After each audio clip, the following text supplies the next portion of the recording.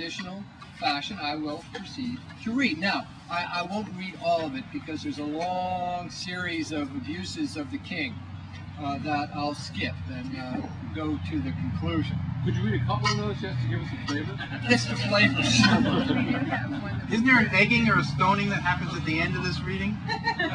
Tradition, yeah, that's traditional, but I was going to leave that out. I thought you'd ask for volunteers. The Declaration of Independence of the 13 colonies in Congress assembled July 4th, 1776. The unanimous declaration of the 13 United States of America.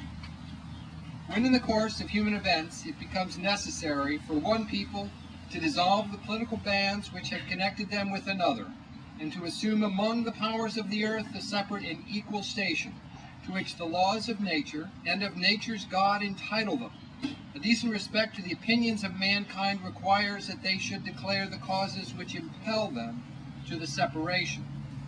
We hold these truths to be self-evident, that all men are created equal, that they are endowed by their Creator with certain unalienable rights, that among these are life, liberty, and the pursuit of happiness. That to secure these rights, governments are instituted among men, deriving their just powers from the consent of the governed.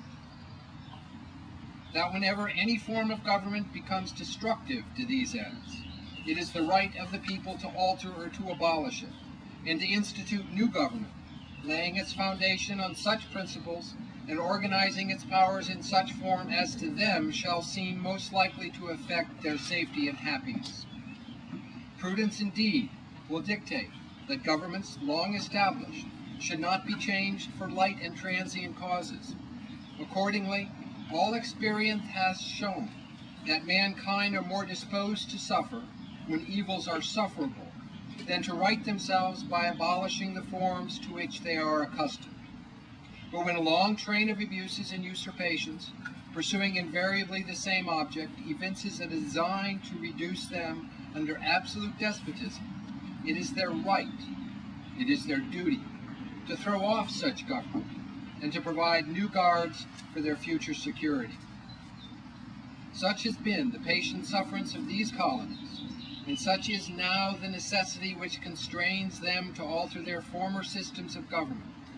The history of the present King of Great Britain is a history of repeated injuries and usurpations, all having in direct object the establishment of an absolute tyranny over these states. And here's a brief sample of these abuses and usurpations. He has refused to assent to laws, the most wholesome and necessary for the public good. As Michael and I were printing this off, we were reflecting on how very contemporary the Declaration of Independence is. He has forbidden his governors to pass laws of immediate and pressing importance. He has refused to pass other laws for the accommodation of large districts of people. And so that section goes for a number of abuses. But the document concludes.